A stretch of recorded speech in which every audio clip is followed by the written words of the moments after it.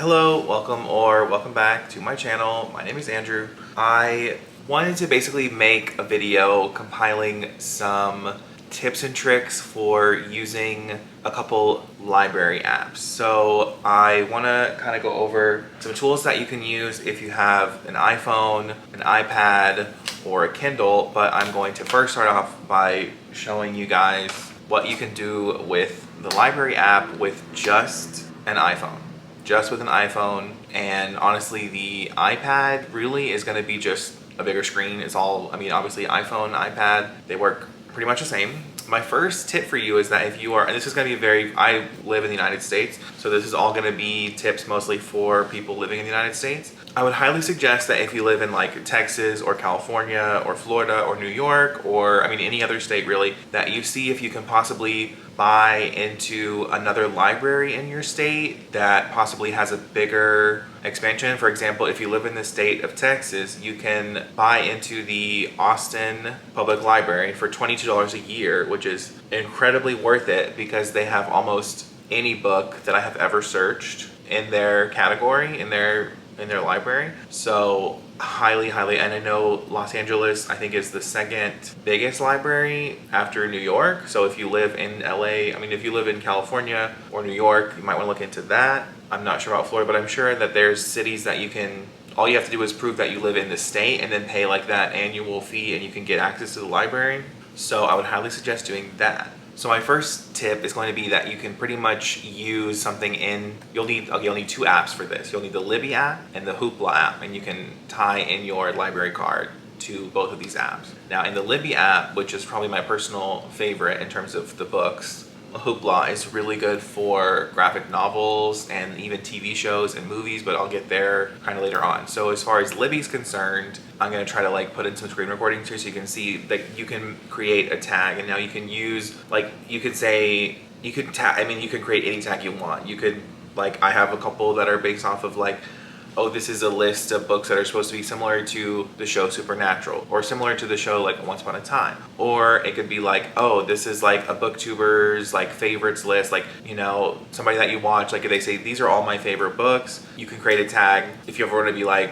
I want to know if like me and this person have similar tastes, you'll just read that book, you'll just have it saved in a tag. You can tag it by genre. I mean, you can do all kinds of things with the tags. The tags are amazing, and you can filter the tags to see like books that are just available now, and it's just incredible. It's amazing.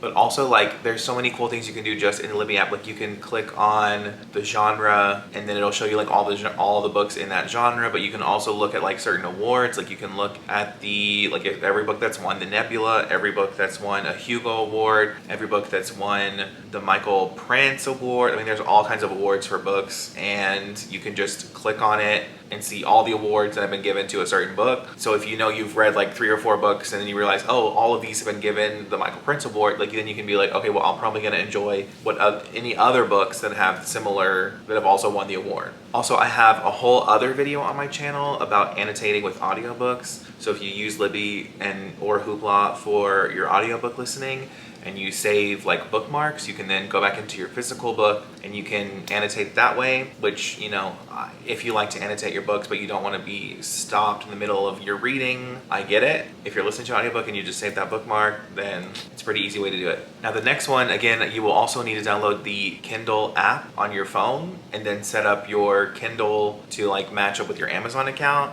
But you can go into your Libby app and then you can read with Kindle. And the reason why you might want to do that is because there's a couple reasons. I mean, if you also have a Kindle, probably the number one reason you would want to do it, because then you can just switch from your phone to your Kindle and read on the Kindle as well. But also, you don't need the Kindle. You can just read it in the Kindle app for no charge. And I kind of like the Kindle interface for ebook reading better than the Libby interface. But another cool feature, just an aside, is that if there's a certain paragraph or sentence that a lot of people have resonated with, like, it'll show you like 1,500 people like have also highlighted this passage or something like that, which it's just an interesting thing to be like, oh wow, like this resonated with a lot of people. But you know, you don't have to have the Kindle device to do it. But if you do have a Kindle device, you can then also go from reading on your phone to then reading on your Kindle device, and which I do all the time. And you don't have to spend any money. You don't have to buy any ebooks, because you can just borrow the ebook from Libby, send it to your Kindle, and then you're reading it for completely free. Of course, there's a time limit, but